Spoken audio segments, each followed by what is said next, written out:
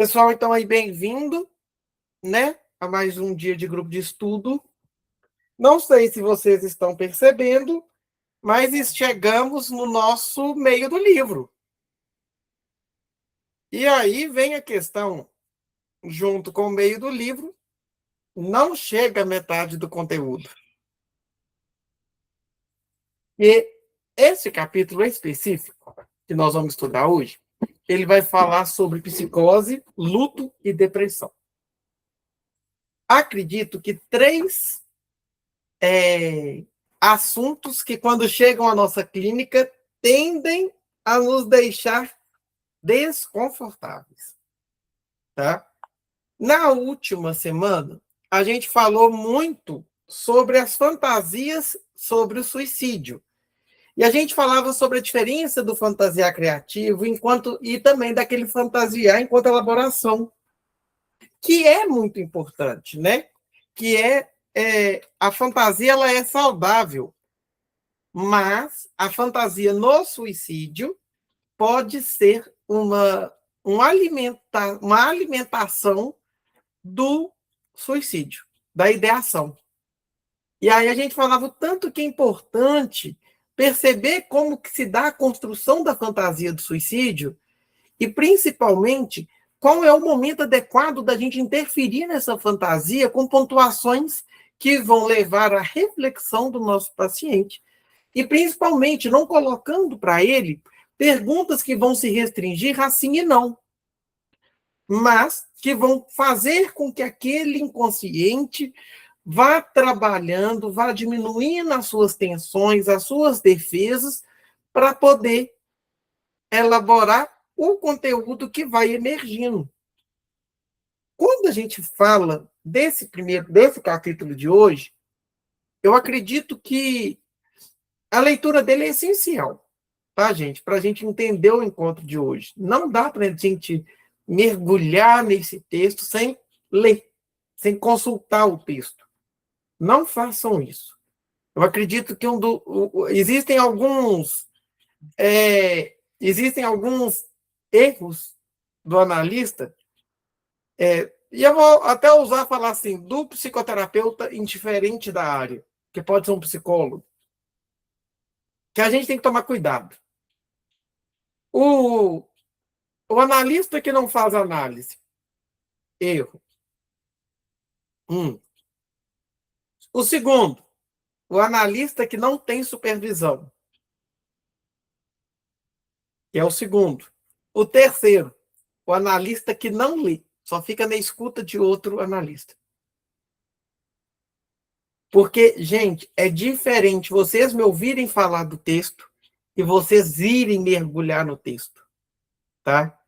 Eu estou fazendo uma experiência muito legal, inclusive vou falar dessa obra hoje, de pegar uma obra do Winnicott e ler ela parágrafo por parágrafo e estudar, e recorrer, e consultar algum conceito que eu não entendi, e ir visitando. Por quê que isso é importante? Porque é assim que a cabeça da gente cresce, para poder dar um mais qualificado ao nosso paciente, tá? Então, leiam. Eu fico brincando, olha, analista que não lê, complica. Primeira questão que ele traz é que não existe uma relação de diagnóstico psicopatológico, ou seja, de uma doença mental, e suicídio. Então, por exemplo, a gente não tem que... Normalmente, as pessoas que chegam a cometer suicídio possuem diagnóstico de transtorno bipolar. Não. Agora, a gente também tem que tomar um cuidado especial nessa palavra diagnóstico. Porque em época que todo comportamento virou diagnóstico, todo paciente sai classificado em alguma coisa. Então, por exemplo, se você consulta o DSM, gente, tem psicopatologia, se você começa a estudar, todo mundo tem. Então, cuidado com o diagnóstico. Cuidado. tá? Outra coisa, analista não dá diagnóstico dessa forma. Analista, ele trabalha com o diagnóstico estrutural, que vai ajudar na condução do paciente. Mas não cabe a nós, analistas, diagnosticar ninguém dentro de um transtorno ou não. Isso não nos compete, nem legalmente, ok? Michele? Qual que é a diferença da CID-10 para o DSM? Você sabe? Nós vamos olhar isso lá na supervisão. Eu vou falar isso com vocês. Ah, tá. Então, beleza. Tá? Vou trabalhar isso com vocês lá. Depois ele vai olhar o seguinte. Cuidado nessa patologização, sei lá se existe essa palavra, do comportamento humano. Outro dia eu recebi um laudo, tá, de um psiquiatra, sugerindo, encaminhando para psicoterapia em psicanálise um paciente. E para mim, ok, peguei o laudo, né, li. O laudo inteiro tinha um parágrafo. E isso já me trouxe um certo desconforto, hein, Andréia? Por quê? O laudo dizia o seguinte: encaminho para a psicanálise o paciente X diagnosticado com depressão. Isso. E aí, esse paciente tinha ido. E aí, esse paciente veio com aquela questão do tipo: meu Deus, eu acabei de ir para a consulta, fiquei lá um bom tempo, o psiquiatra fez uma excelente consulta, me entregou um diagnóstico de depressão, e o que eu faço com isso? Falei, sei lá. Vamos buscar entender junto o que você vai fazer então com isso. Quer receber o diagnóstico não quer dizer, gente, muita coisa. Tá? Por quê? Porque na psicanálise a gente vai trabalhar que essa questão do diagnóstico, enquanto patologia, não vai definir o sujeito. Sempre existe uma história por detrás do diagnóstico, existe uma pessoa em tratamento. Eu não trato doença, eu não trato sintoma, eu trato pessoas. E dentro do setting analítico, dentro do ambiente onde a análise se dá, se eu escutar só o sintoma, ele vai aliviar e vai manifestar de uma outra forma. Se eu escutar só o transtorno, eu não vou dar lugar para que o sujeito realmente encontre lugar para ser. Eu tenho uma paciente que ela já chega para mim e falou comigo assim na primeira sessão: olha, ninguém gosta de fazer análise nem terapia comigo, porque eu sou borderline. Falei, e o que é borderline para você? Ela abriu o olho, arregalou. Eu sou esquisita. Falei, tá bom. Você pode ser borderline e esquisita, mas o que é isso? Me explica, como que se dá sua esquisitice? E já tem 6 meses que a gente está em análise e aí até agora ela não conseguiu me explicar. Essa paciente agarrou no diagnóstico. Mas ela nem sabe o que isso quer dizer.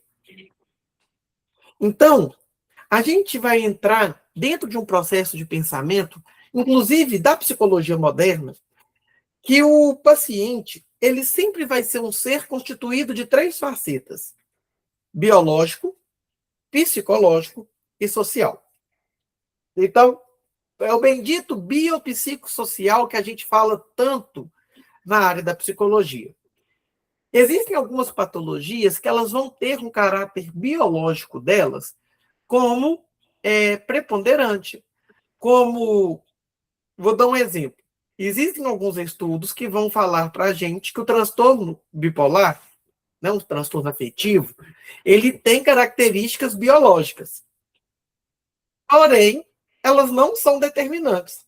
Vai depender do ambiente onde aquele sujeito cresceu, como que as relações afetivas foram construídas, como que a identidade dessa pessoa foi formatada, para que daí a gente saiba se, durante o período de atendimento, se o transtorno bipolar, da onde ele nasceu.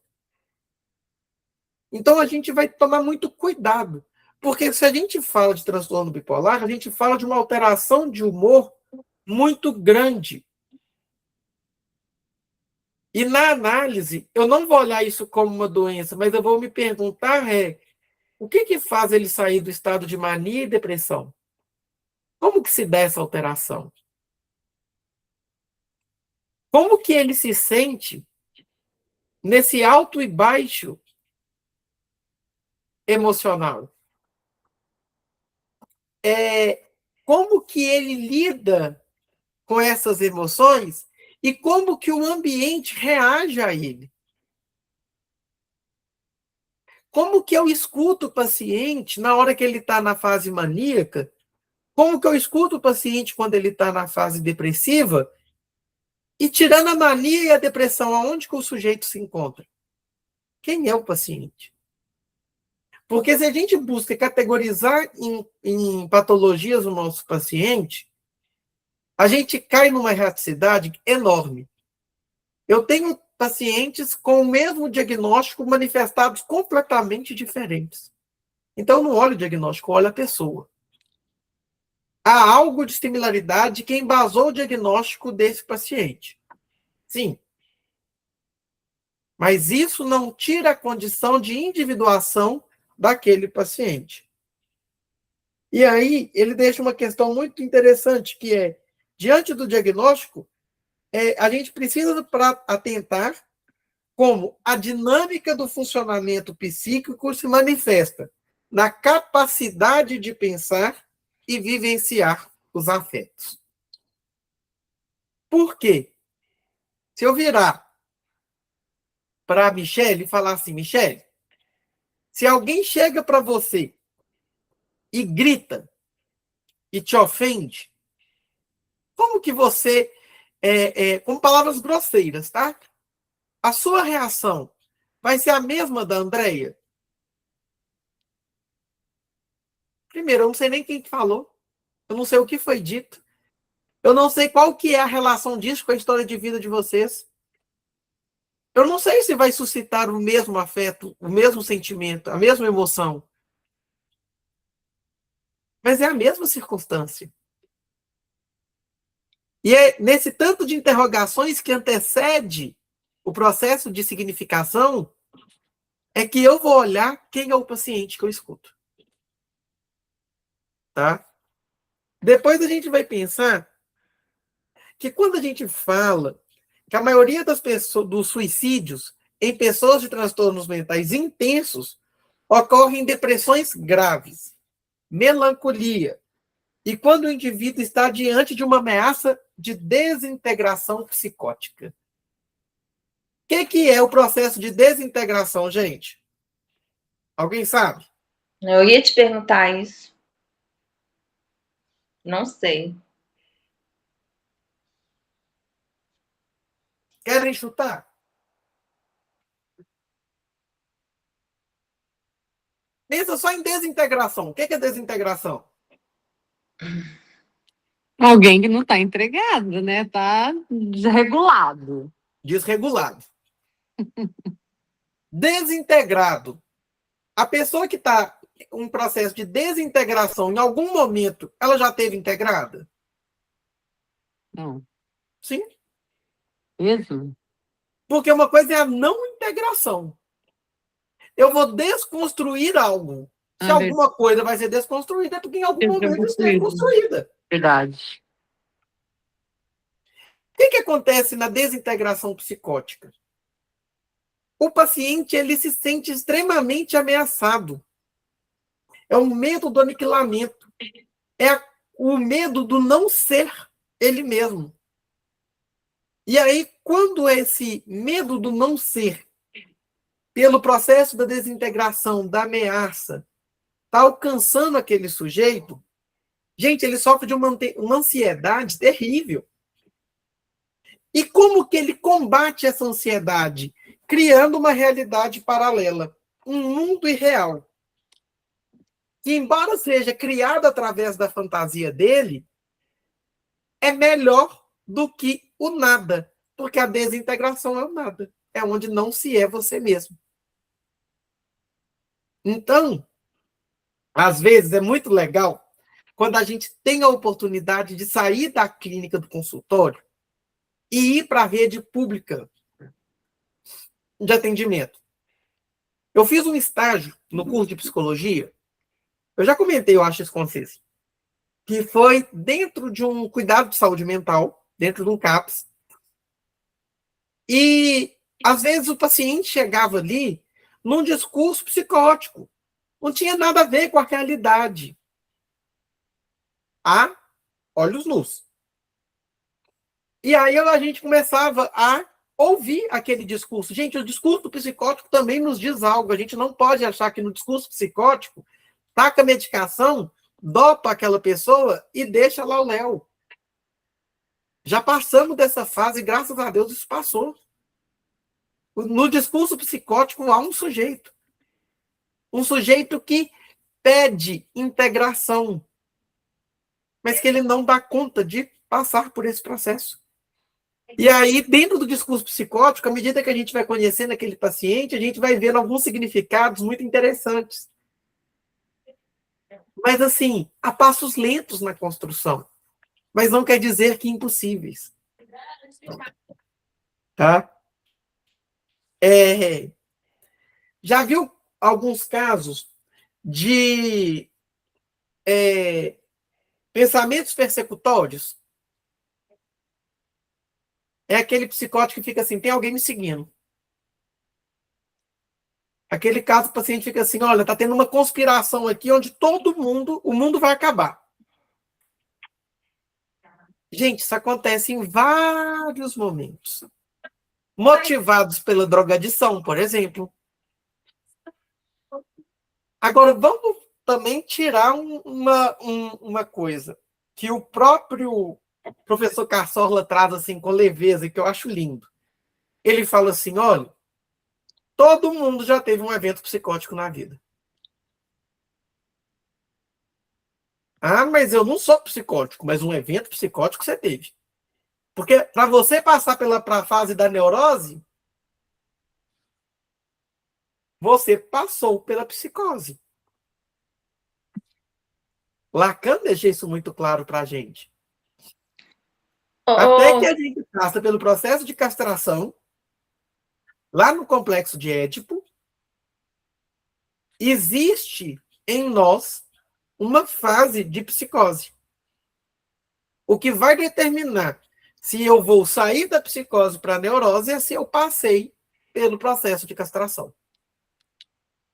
Oi, Fábia. Assim, por exemplo, você teve uma briga com uma pessoa. Aí na sua cabeça a pessoa está conversando com a outra e está falando mal de você.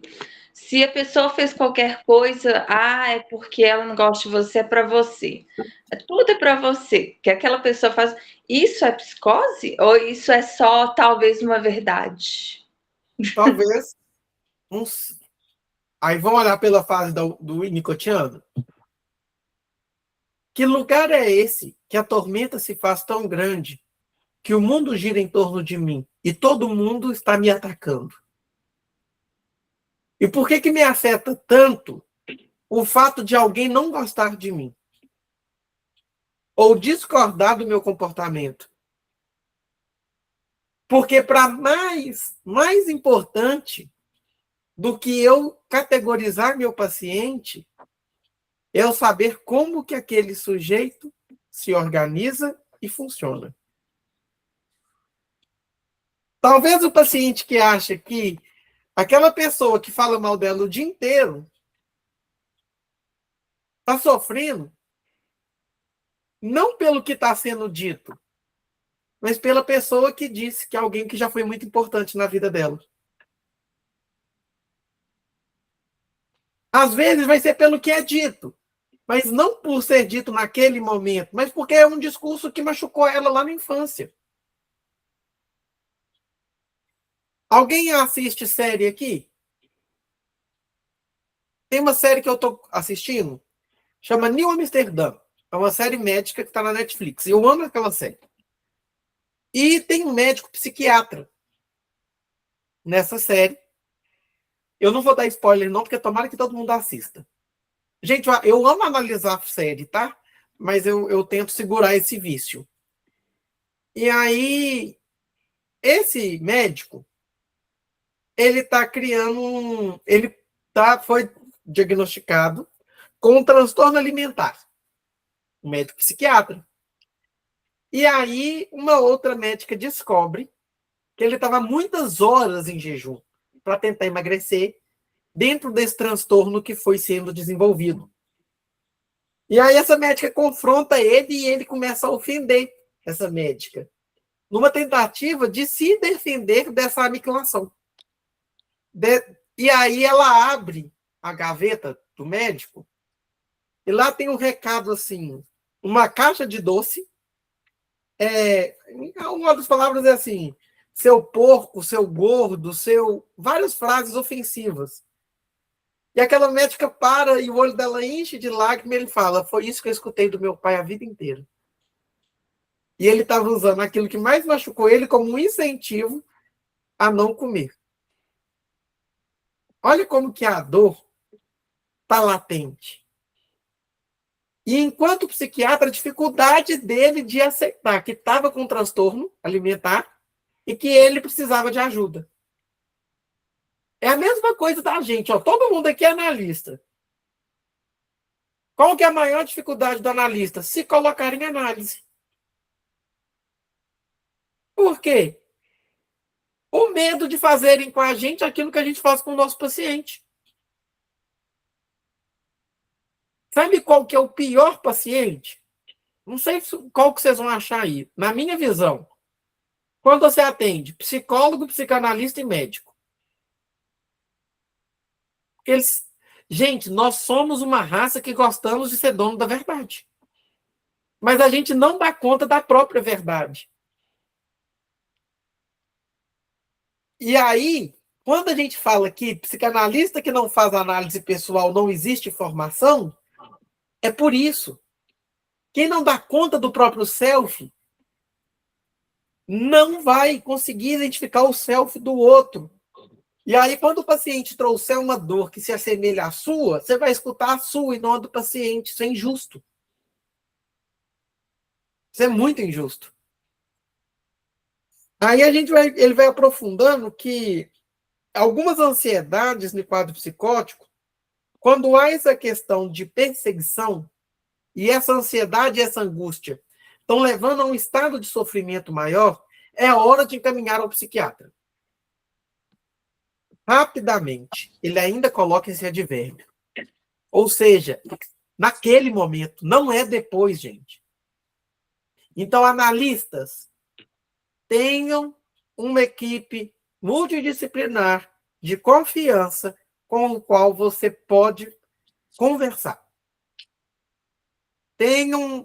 Eu não fico sem a médica que atende em psiquiatria, que eu recomendo os meus pacientes a irem. Não fico. Da mesma forma, eu vou ter o contato do CAPS da minha cidade.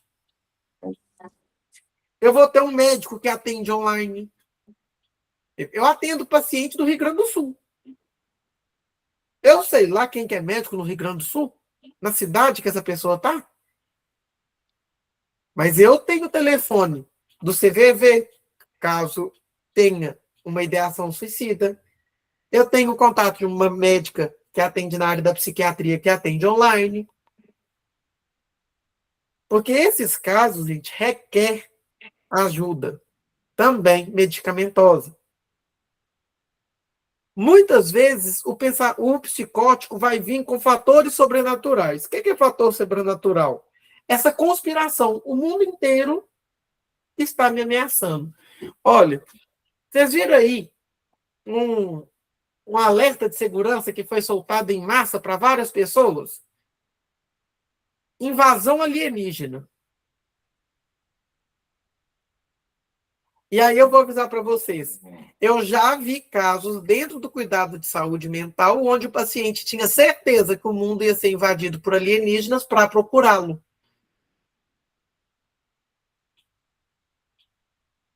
Normalmente, esses casos de psicose mais graves não vão bater no nosso consultório. Mas provavelmente vai chegar no nosso consultório o familiar que sofre com um psicótico dentro de casa.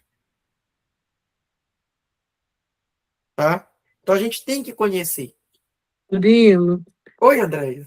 deixa eu te falar. Esse caso é o mesmo que a pessoa que você estava falando que acha que é perseguido. E o que vê vultos? Vamos lá. O que vê vultos? Ele pode levar, se a gente entender pela psicose, tá? Ele pode olhar como uma ilusão. Então, tem ali uma construção de imagem. A gente pode ter, numa psicose, a formação dessas realidades. E aí, olha o risco. Olha, meu paciente está vendo vulto. Gente, muitas vezes o paciente na psicose, ela não é louca, não. Ela é psicótica. Tá? O psicótico, ele vai ter um discurso, às vezes, vai ser organizado. E eu acho muito interessante é que quando ele começa a dar sentido ao vulto. Aí ele vai chamar aquele vulto de espírito, ele vai chamar aquele vulto de demônio, e ele vai na religião X, ele vai na religião Y, mas nada cessa. E aí eu te falo. Primeiro ponto. Estamos tendo processos alucinatórios? Médico precisa avaliar. Por quê? Ele vai fazer um exame de imagem. Ele vai fazer exames clínicos. Por quê? Porque existem fatores orgânicos que levam ao delírio. Então, tem alguma doença biológica que está por detrás das alucinações? Ele que tem que tratar. Eu não sei tratar isso. E aí eu passo isso para a médica que eu tenho de parceria. Olha, está tendo caso de alucinação. Agora, eu, analista, não vou parar nas alucinações. Tá? Vou compartilhar com vocês o que é o caso, por que eu fiz a pergunta. Todos aqui, imagino que sabem que eu tenho uma profissão, né, à parte, né, da psicanálise, eu sou corretora de imóveis. E uma pessoa me procurou para me vender um imóvel aqui na cidade que eu moro, que é Nova Serrana, porque ela ia mudar para uma cidade que é do lado, que chama Moema. Aí eu falei, mas a senhora vai mudar? Ela falou, vou. Eu falei, ai, que pena que a senhora vai mudar, né, tal, Nova Serrana é uma cidade tão boa. Aconteceu algo? Ela falou, aconteceu. Eu falei, o que aconteceu, dona Neire?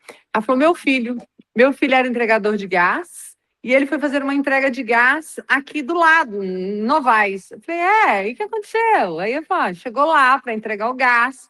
Quando ele pegou o gás, que ele entrou dentro da casa, que ele está saindo com um botijão de gás vazio, chega 2 motoqueiros, deu um tiro no dono da casa, matou o dono da casa na frente do meu filho. O meu filho ficou ali paralisado.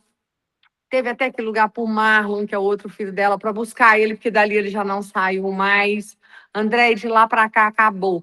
Meu filho não sai mais de dentro de casa. Meu filho está o tempo inteiro revirando as coisas e falando que está sendo perseguido. E ele rasgou a maioria dos documentos, inclusive para vender esse terreno, você vai ter que tirar outro, porque ele queimou tudo. E cada dia que passa, esse rapaz, pelo que eu pergunto para a dona Neire, vai só piorando. Para algumas coisas, ele consegue fazer normal, tipo para dirigir, mas o resto ele acabou. Mas cuidar. Existe aí até no texto mesmo vai falar de eventos traumáticos que vão levar a processos, a momentos psicóticos. Tá? Gente, um evento traumático desse, se esse cara virasse para mim e falasse que ele estava normal, para mim isso é patológico. Eu vou te dar um exemplo meu. Tinha um senhor que eu gostava demais dele. Tá? Muito mesmo. Ele era solteiro, não tinha filhos, morava num apartamento, num lugar legal, em Belo Horizonte. E eu encontrava com ele todos os dias, e a gente era muito amigo mesmo. E a gente tinha um compromisso em comum todos os dias às 7 horas da manhã.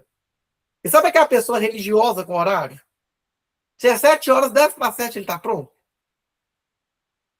Ele não apareceu no primeiro dia. Mas não falou nada.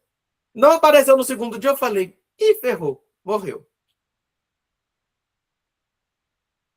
Liguei para um terceiro amigo em comum. Murilo, também estou procurando fulano.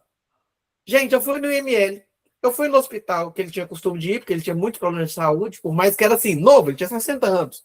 Mas ele tinha tudo quanto é problema de saúde, coração e diabetes, isso eu não tinha.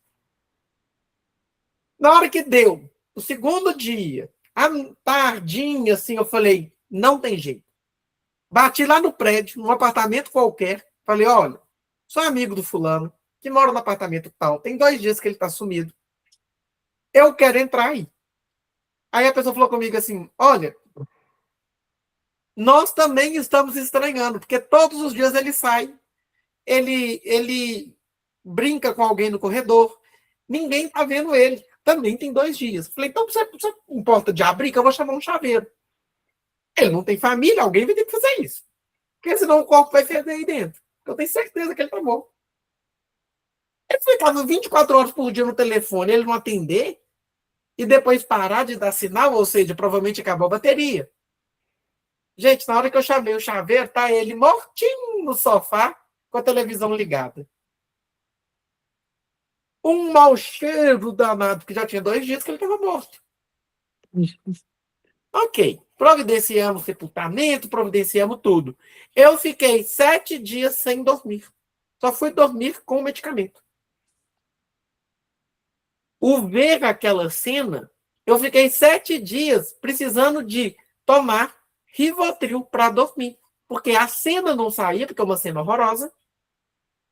O cheiro, parecia que eu sentia ele 24 horas. Impregna. A família dele era do interior do sertão da Bahia. Ninguém veio para o sepultamento, porque não tinha como. E eu providenciando o sepultamento dele. Na hora que eu parei, que eu falei assim, agora não tem problema para resolver. Ia ter 1 hora só de velório. Que eu parei, que eu acho que o corpo esfriou, eu soltei. Uma professora da faculdade, na época, virou para mim e falou comigo assim, porque ela também conhecia essa pessoa. Murilo, você está tratando porque o que você viu e o que você passou não é uma coisa natural e nem simples. E aí que eu parei para pensar que eu estava surtado. Olha, no meu surto, eu estava trabalhando normal, estudando normal, mas eu estava totalmente descontrolado. Eu vi, não. Quem percebeu? A minha professora. Eu fazia filosofia na época. Eu guardo essa gratidão a ela até hoje. E aí, na época, eu tinha dinheiro para tratar, claro que não. Ela pagou a psicóloga para mim. Ela que foi comigo. E aí eu falo, eu sou um psicótico? Não. Mas eu tive um evento psicótico? Tive. Associado a um trauma. Depois, com o tempo, eu voltei. Eu estou contando uma realidade minha. Tá? Só para poder ilustrar isso. Tem pessoas, gente, que o evento diante de um trauma desse vai mudar. Por isso que aí vem a intervenção necessária. Por quê? Porque eu tive que relembrar quem era Murilo antes do trauma, ou além dele. E que bom que eu redescobri quem é esse Murilo. Senão eu não ia estar aqui, eu ia estar descompensado até agora. Então, a gente precisa de cuidado no trato do evento psicótico de alguém não psicótico. Agora, existem traumas que vão desencadear a psicose que ele já tinha tendência, mas que não tinha ainda manifestado.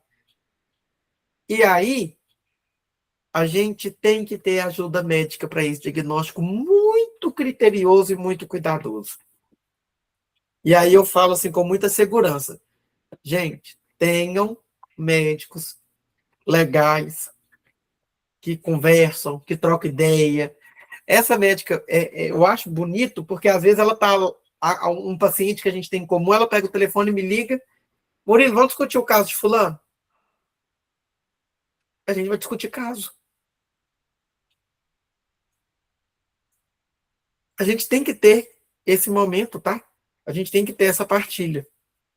Porque o foco não é a doença, é o doente. Para que ele não esteja doente, para que ele não esteja em sofrimento. E a doença é uma fração de algo que está acontecendo, mas não é a pessoa. Algumas questões... Gente, esse capítulo ele é muito denso. Eu tenho 90% de certeza que não vai dar para falar só hoje, então semana que vem a gente vai voltar nele, tá? Não dá. A gente precisa pensar o seguinte, quando a gente tem um objeto muito querido, onde a gente investe muito afeto, e a gente perde, como que a gente fica?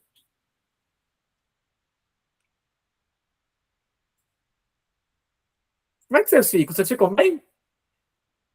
Então não exija isso do seu paciente. Paciente não é máquina. Paciente é gente como a gente. Tá? Então, o que acontece? Quando eu tenho um objeto, esse objeto a gente chama de objeto na psicanálise, mas pode ser uma pessoa, pode ser uma circunstância, pode ser um relacionamento, pode ser qualquer coisa onde eu invisto afeto. Tá?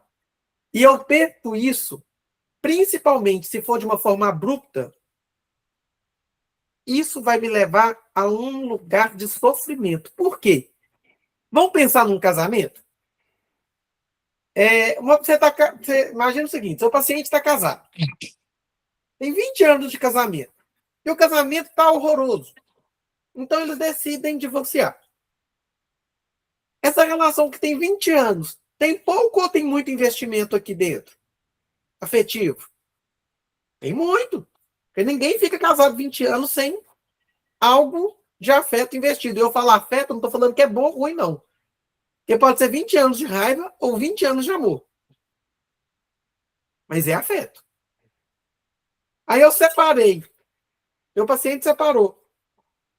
E agora, o que ele vai fazer com todo aquele afeto que era direcionado àquele objeto? Para onde que vai descontar toda aquela raiva ou todo aquele amor? Para quem vai ser direcionado? Concorda que fica como uma energia livre? Ele chama de energia livre no livro. Essa energia livre, sem ter um objeto para o qual eu direciono, pode trazer um sofrimento muito grande. E aí ele vai colocando que é como se, naquele momento, acontece um desequilíbrio. E ele coloca assim, o resultado será um desequilíbrio, uma ameaça de queda, até que possamos nos reequilibrar com as estruturas restantes, readaptá-las em seu funcionamento e ou encontrar outras que substituam a perdida, de modo que logo após a perda, o melhor é ficar parado para não cair. É aquela pessoa que diante de algum evento muito grande, ela simplesmente paralisa. E aqui para entender esse parágrafo, a gente tem que lembrar um conceito de Winnicott, que é o holding, a sustentação. Tá? Sustentar para o Winnicott não é simplesmente carregar o bebê. É que nesse sustentar, nesse abraçar, eu dei a ele colo, emoção, a capacidade de olhar no olho, é a capacidade de olhar para o... É uma relação de sustentação que sustenta todo o ser daquela criança. Aquela criança que é frágil, que faz birra, que chora, que me irrita, que me bate e depois me beija, que me ama e depois me odeia. Sustentar é o abraçar o todo. Um exemplo. Minha sobrinha tem 2 anos e 8 meses, eu acho. Aí ontem ela chegou, a mãe dela tinha chamado a atenção dela, porque ela não tem nada de santo. E aí ela virou para minha cunhada e para o meu irmão, deu uma risadinha e falou: eu preciso trocar de pai e mãe. Desse jeito não tá dando certo. Com aquela cara de deboche. Eu saí de perto para não rir. Na frente. E não tirar a situação. Olha que lugar da agressividade e até da perversão. De eu virar para minha mãe e meu pai e falar que eu quero trocar porque daquele jeito não está dando certo. Como mãe, se você olhar para o seu filho, você vai falar assim, eu quero trocar de mãe porque isso é ruim. Como você vai se sentir como mãe? Gente, existe um outro conceito também lá no Winnicott que chama agressividade. Existe uma agressividade primitiva que ela é natural e a gente tem que saber suportá-la. Tá? Então, esse autor, ele trabalha muito com o Winnicott, por isso que eu estou revisitando alguns conceitos para a gente entender. Então, quando há esse estado de desequilíbrio, existe o medo de não ter o holding, a sustentação. E é por isso que eu ameaço. O paciente fica se sentindo ameaçado de cair. É o medo da desintegração, o medo de aniquilamento, de não existir mais, de se ferir, de se machucar, é o medo da desproteção. Então, para que isso não aconteça, eu me sustento na base que eu tenho mesmo que frágil, ou eu simplesmente sumo no estado presente, eu paraliso. E aí a gente vai ver um termo da psicologia, da psicopatologia principalmente, que é o embotamento afetivo. É aquela pessoa que não sente nada. Parece que ela está anestesiada. Ela não está feliz, ela não está triste, ela está existindo. Ela não está com fome, ela também não está sem fome, ela está existindo. Aquela pessoa que parece que está morta-viva. E acreditem, esses casos chegam dentro do consultório para a gente e é desafiador, porque normalmente elas não falam nada. Elas simplesmente vão sentar na sua frente e vão ficar te olhando, esperando passar o tempo e você dispensar ela. E ainda assim, na semana que vem ela vai voltar. E aí a gente tem que sustentar esse ambiente de silêncio, de insegurança, de medo, da tentativa de, no silêncio, falar: eu preciso de ter segurança para eu voltar a existir. Vamos ver se você suporta o meu silêncio. Porque toda vez que eu mostrei minha vulnerabilidade, quem estava comigo não me sustentou, não permaneceu. Quando eu fui agressivo, não ficou. Então, eu vou ter que testar antes essa relação. Traduzindo para o mineirês. Não sei se aí, João Batista, tem esse mesmo ditado.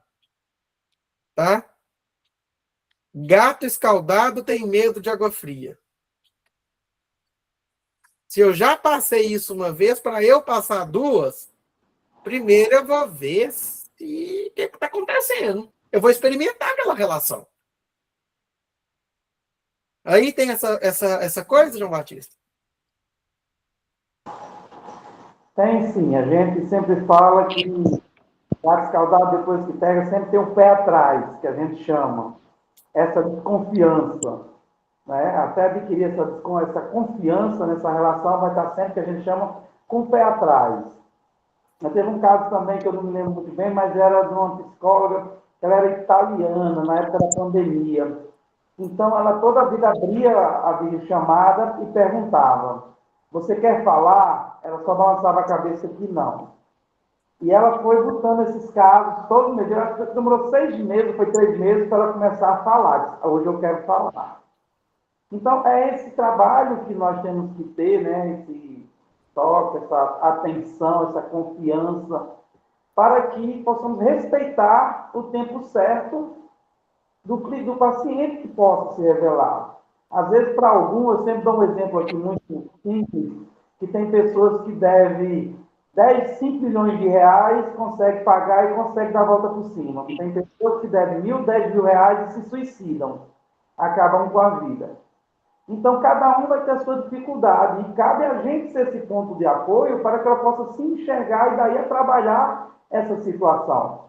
Que às vezes é necessário novamente essa autoconfiança para que possamos entrar nessa água escaldada, para que possamos saber que ela não vai nos matar, é mais uma experiência de como podemos lidar com ela, né? E podemos aprender a tirar o melhor dela, com o auxílio dessa pessoa que agora estamos ao nosso lado. Nós, como terapeutas, psicanalistas, psicólogos, não vamos deixar que você não vá sofrer, mas estamos aqui ao seu lado para que você possa compreender e você não está mais só para enfrentar este momento. Se for necessário, ficamos os dois em silêncio, mas estou aqui para te ouvir, né? Bom, pois é. Eu vou deixar no nosso grupo de estudos um vídeo do Instagram de um ator onde ele fala do processo de luto e de um analista que, olhando para ele, falou algo. Eu tenho certeza que ele era um nicotiano. Pela fala dele. Assistam. Para a gente voltar na semana que vem a partir dele. É um vídeo curtinho, 2 minutos. É um videozinho do Instagram, tá? O corte está no Instagram, eu achei esse vídeo aqui. Eu assisti ele semana passada. Eu vou parar aqui o nosso encontro de hoje. Mas por quê? Porque a gente vai entrar na questão do luto. E na questão do luto vai dar uma cutucada na gente. Como pessoa e como analista. Porque quem de nós nunca passou por luto? E eu estou falando luto que vai muito além da morte de alguém que a gente ama. Falando de vários lutos que nos acometem e nos colocam em sofrimento. Inclusive das pessoas que a gente ama. E vou pedir mais uma vez, por favor, leiam esse capítulo. Porque a gente discutiu até agora a psicose. A gente namorou com o processo da depressão. Tá? Mas a gente ainda não mergulhou nesse luto, e esse luto ele é um lugar muito significativo dentro da escuta da análise. Beleza? Comentários, dúvidas, sugestões? Só para também não dar spoiler, né, sobre luto, dessa forma traumática que você falou do seu amigo. Um tempo atrás também eu terminei enfermagem e eu tinha um sobrinho que era muito, muito, muito apegado a mim. Talvez tivesse até filho, a gente sempre se dava muito bem, a gente tinha uma conversa, uma ligação ímpar, né? E do nada ele teve uma crise de garganta, depois teve uma infecção generalizada e ficou internado e tudo. História longa, ele veio a óbito. E como na época eu estava fazendo enfermagem, ele tinha 20 e poucos anos, o pai dele muito transtornado, eu tive que ir lá no hospital, pegá-lo, eu vesti a roupa nele, eu o peguei nos braços. Aquela forma fraca, magra, né? Via ele, eu chamava ele sempre de amarelo, né? Que ele era, a gente somos muito morenos aqui, ele é amarelo, ele ficava, quando eu olhei ele, toquei, eu senti que ele não estava mais lá. Mas na forma de como eu me encontrava, eu tive que dar apoio. Você tem uma ideia? Nós somos 11 irmãos homens, 2 mulheres e 4 filhos fora do casamento do meu pai. Na última contagem, a gente tinha 82 netos, e 15 era 20 bisnetos e 8 tataranetos. Então, eu tive que tirar a força de onde eu sabia para poder sustentar isso. Trazer ele dentro do carro, vestir a roupa, fazer aquelas coisas. E tinha uma música que cantou diversas vezes, não sei, apesar de que meu apelido aqui é conhecido por Timar, mas como cantor eu sou trágico. Né, que diz assim, não há ferrolho, nem portas que não possam serem abertas. É um hino religioso. Essa forma, depois de um tempo, que eu sustentei todo mundo, né, e eu fiquei dias, meses, segurando eles, depois a ficha caiu, realmente. A ficha caiu. E essa música me arrematava toda aquela situação, 1 mês, 2 meses, 3 meses, 1 ano, 3 anos. Até que um dia, eu estava na praia, na casa lá, e passou um carro tocando essa música. Eu estava com cheio de gente, conversando as músicas. E, por coincidência, a música que estava saindo no meu carro parou de tocar. Coincidência. Né? Eu escutei. De novo. Aí foi onde eu comecei a trabalhar isso em mim, esse luto, né? Essa coisa que eu não aceitava, que eu tive primeiro que dar suporte para os outros e não dei para mim próprio.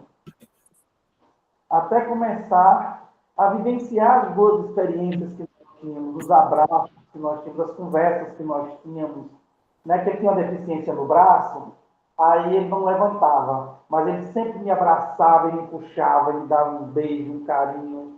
E foi isso que eu comecei a trabalhar em si. Então, às vezes, nós encarceramos isso dentro de nós porque nós assumimos as dificuldades.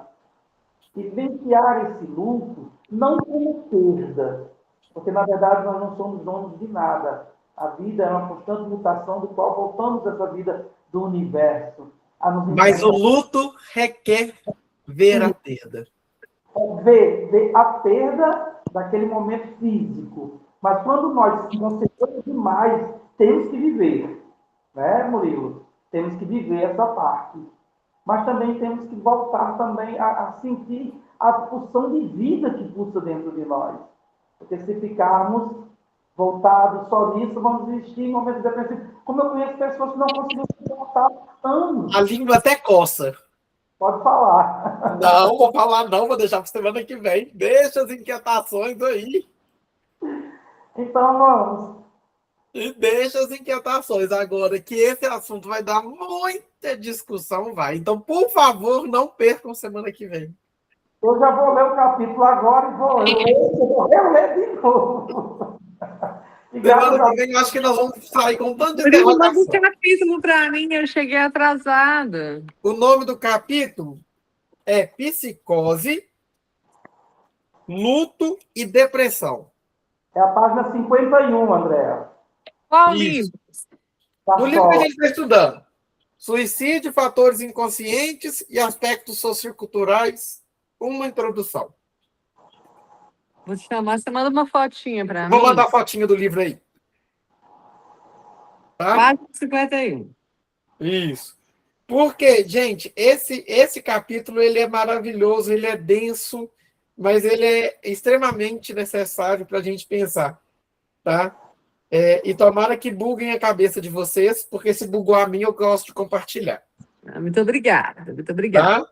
Mas, ô, João, eu quando fala nisso, né, de muitas vezes, a gente tem que, às vezes, até se calar em situações aí de luto.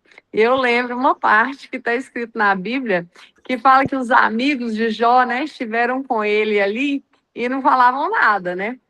Aí eu acho que muitas vezes a gente precisa muito disso em todos os sentidos da vida da gente. Só o fato de você estar ali amparando ou do lado da pessoa, muitas vezes você não precisa nem falar.